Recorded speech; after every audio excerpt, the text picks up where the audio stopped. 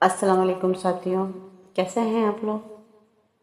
آج میں آپ کو شہر یروشلم کی ہسٹری بتاؤں گی کہ شہر یروشلم مسلمانوں کے لیے، یہودیوں کے لیے، عیسائیوں کے لیے کیوں اتنا ضروری ہے۔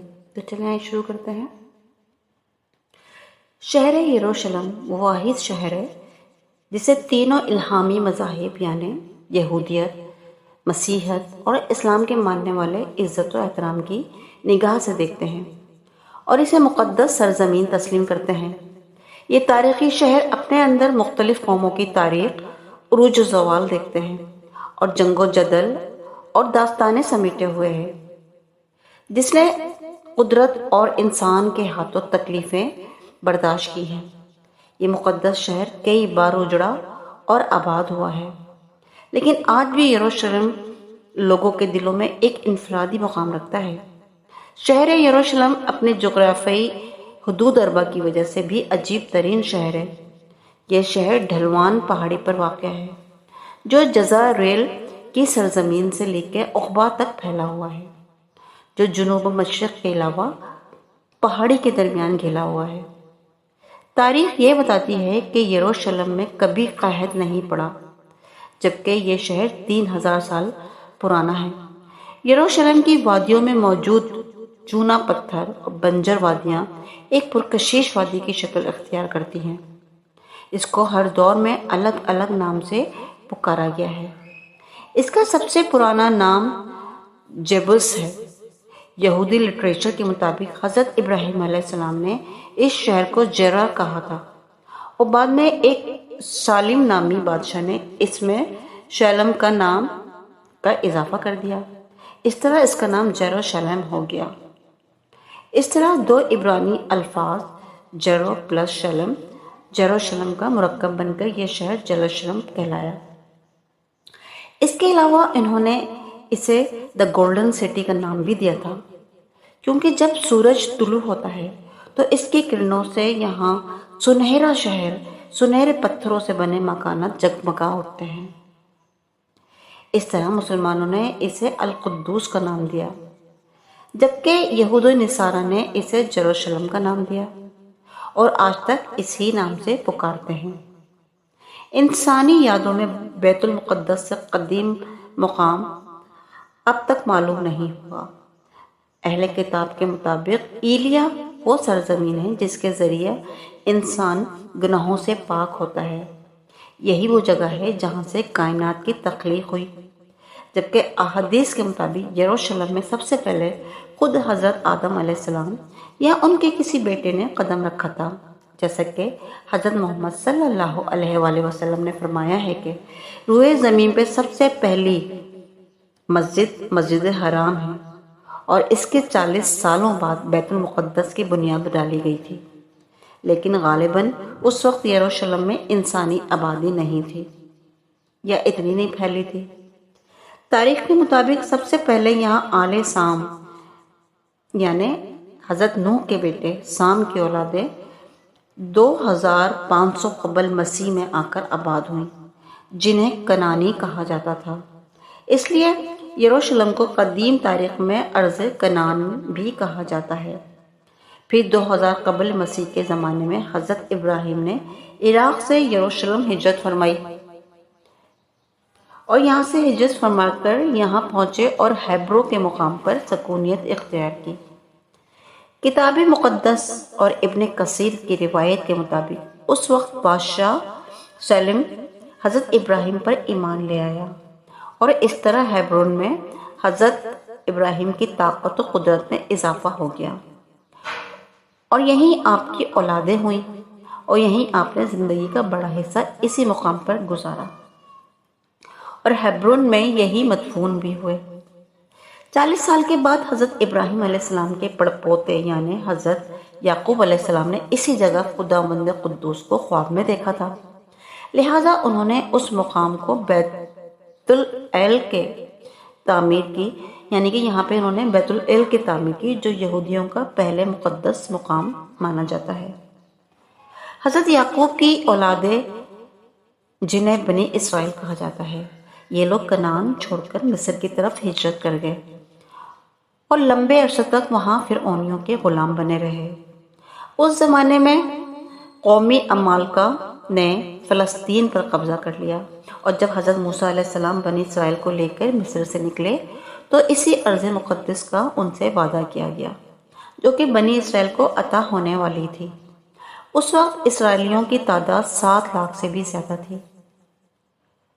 موسیٰ علیہ السلام کی زندگی میں بنی اسرائیل فلسطین میں داخل نہ ہو سکے، لیکن آپ کے بعد آپ کے جانشین حضرت یوشع بن نون کی رہنمائی میں قومی عمالقہ سے جنگ لڑی اور انہیں فتح نصیب ہوئی، اور اس طرح بنی اسرائیل دوبارہ فلسطین کے نواحی علاقوں میں آ کر آباد ہو گئے۔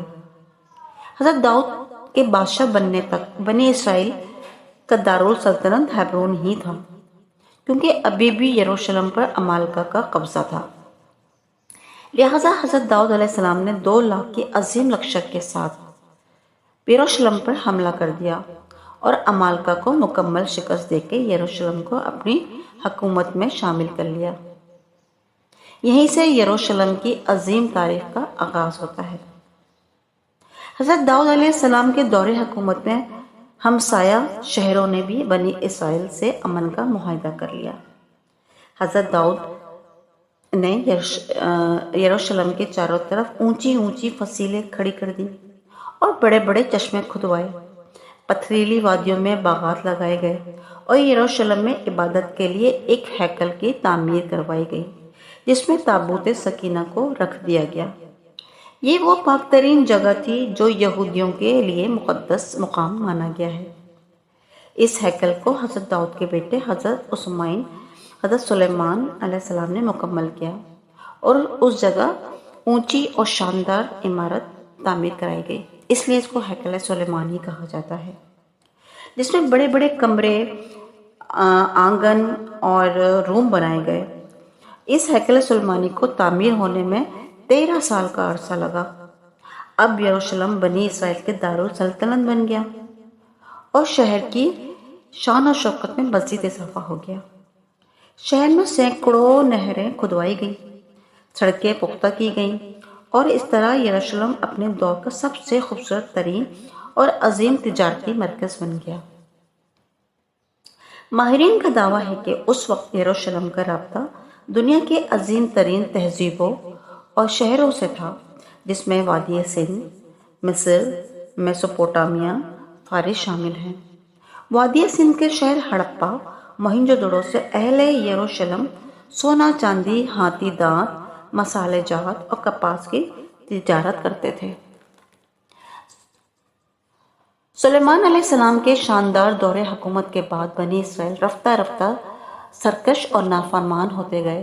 انہوں نے توریت میں رد و بدل کر دی، پیغمبروں کو قتل کرنا شروع کر دیا، یہوہ کی مورتیاں بنا کر بت پرستی کی ابتدا کی، اور سود و زنا بھی کی جیسی قسم کی گناہ بھی ملوث ہو گئے۔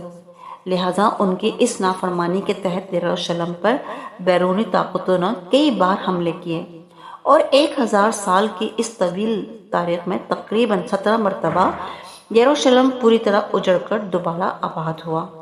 ان حملوں میں شاہ مصر ششاک کا حملہ، اشوری بادشاہ زیقرب کا حملہ، 500 قبل مسیح میں بابل کے بادشاہ بخت نصر کا حملہ، 300 قبل مسیح میں سکندر اعظم کا حملہ، اور سن 70 عیسوی میں ٹائٹس کا حملہ، یہ سب تباہ کن حملے تھے۔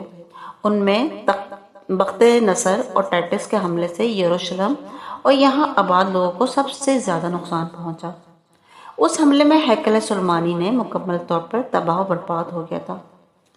توریت کے نسخے جلا دیے گئے، اسرائیلی عورتوں کو اسیر بنا لیا گیا، شہر میں قتل عام ہوا، یہودیوں کی تمام مال و اسباب لوٹ لیے گئے، اور یروشلم کے تمام عظیم محلات اور تعمیرات پتھر کے ڈھیر میں تبدیل ہو گئے۔ ٹائٹس کے حملے کے بعد تقریباً 5 صدیوں تک شہر یروشلم لاطینی سلطنت یعنی عیسائی حکومت کا حصہ رہا۔ پھر 5ویں صدی عیسوی میں اسلام کی آمد کے ساتھ یروشلم کی تاریخ میں ایک نئے باب کا آغاز ہوتا ہے۔ حضرت محمد صلی اللہ علیہ وآلہ وسلم نبوت کے 7ویں سال سفر معراج پر تشریف لے گئے۔ اس دوران آپ صلی اللہ علیہ وآلہ وسلم مسجد حرام سے بیت المقدس پہنچے اور تمام انبیاء کرام کی نماز کی امامت کروائی، اور پھر اسی مقام سے براق پر سوار ہو کر 7 آسمانوں کے سفر پر روانہ ہو گئے۔ اس طرح کعبہ شریف اور مسجد نبوی کے ساتھ یروشلم کے بیت المقدس کو اسلام کا ایک اہم ترین مقام کا درجہ حاصل ہوا۔ 16 ہجری یعنی 236 عیسوی میں حضرت عمر بن خطاب رضی اللہ تعالیٰ عنہ کی خلافت میں بیت المقدس کو یہود و نصارہ کے ہاتھوں آزاد کرا لیا گیا اور یروشلم اسلامی سلطنت کا حصہ بن گیا۔ 86 ہجری میں اموی خلیفہ عبد المالک بن مروان نے مسجد اقصی کی تعمیر کروائی اور خلیفہ عباس منصور نے مسجد کی مرمت کروائی۔ مسلمانوں کے یروشلم فتح کرنے کے بعد کئی عرب قبائل وہاں آ کر سکونت پذیر ہو گئے اور کچھ عرصے میں ہی یروشلم ایک خالص عرب علاقے میں تبدیل ہو گیا۔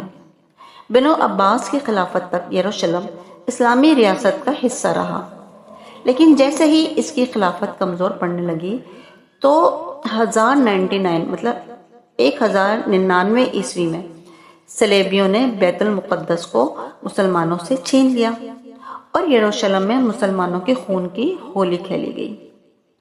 تقریباً 88 سال 88 ایئرز تک یہ صلیبیوں کے قبضے میں رہا اور آخر کار قبلہ اول کی آزادی خاطر 16 جنگیں لڑ کر صلاح الدین ایوبی نے 1187 عیسوی میں یروشلم کو دوبارہ آزاد کرا لیا۔ صلاح الدین کے بعد تقریباً 700 سال تک یروشلم اسلامی سلطنت کا حصہ رہا، جہاں ترک عثمانیوں نے اس شہر کو خوب ترقی دی، تو وہیں یہود و نصارہ کے لیے بھی گھر کے دروازے ہمیشہ کھلے رہے اور یروشلم نے تاریخ میں پہلی مرتبہ اتنے لمبے عرصے کے لیے امن و امان کا دور دیکھا۔ لیکن پھر سال 1917 میں عثمانیہ سلطنت کے فاتحہ کے بعد یروشلم دوبارہ فتنہ فساد کا سلطنت عثمانی کے خاتمے کے بعد یروشلم دوبارہ فتنہ فساد کا مرکز بن گیا اور 1948 عیسوی کو امریکہ، برطانیہ، فرانس کی سازشوں سے ارض فلسطین کی خطے میں صہیونی حکومت قائم کی گئی اور یہودیوں نے یہاں اسرائیل کے قیام کا اعلان کر دیا۔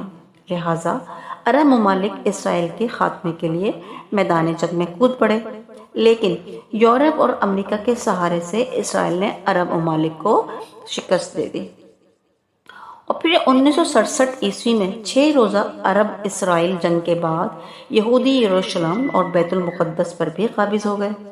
عرب اسرائیل جنگ میں فتح کے بعد یہودیوں نے یروشلم سمیت فلسطین کے مشرقی علاقوں پر بھی قبضہ کر لیا، جسے عالمی برادری آج بھی غیر قانونی قرار دیتی ہے۔ صرف یہی نہیں بلکہ وقت کے ساتھ ساتھ اسرائیل فلسطین کے مزید مسلم علاقوں پر قبضہ کرتا چلا گیا، جو آج تک جاری ہے۔ ان قبضوں کے رد عمل میں ہر سال فلسطین میں اسرائیل کی انسانیت سوز ظلم کے مناظر دیکھنے کو ملتے ہیں۔ اس میں کوئی شک نہیں کہ فلسطینی مسلمان اب تقریباً 1 صدی سے تکلیف اور آزمائش کی چکی میں پس رہے ہیں، اور یہ دنیا کی واحد قوم ہے جو خود اپنے ہی علاقوں اور اپنے ہی وطن پہ مہاجروں کی سی زندگی گزارنے پر مجبور ہے۔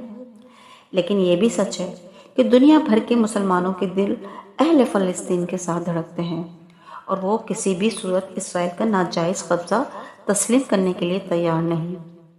فلسطین کا غم امت مسلمہ کا مشترکہ غم ہے، اور یہ بات بھی روز روشن کی طرح عیاں ہے کہ بیت المقدس کا مسئلہ فقط اہل فلسطین کا مسئلہ نہیں بلکہ پوری امت مسلمہ کا مسئلہ ہے۔ احادیث کے مطابق قرب قیامت میں یروشلم جنگوں کا مرکز ہوگا اور وہاں اسلام کا غلبہ ہوگا۔ حضرت عیسیٰ علیہ السلام کا نزول بھی انہی علاقوں میں دمشق کے مشرق میں سفید مینار کے پاس ہوگا اور وہ دجال کو باب لد کے پاس قتل کریں گے۔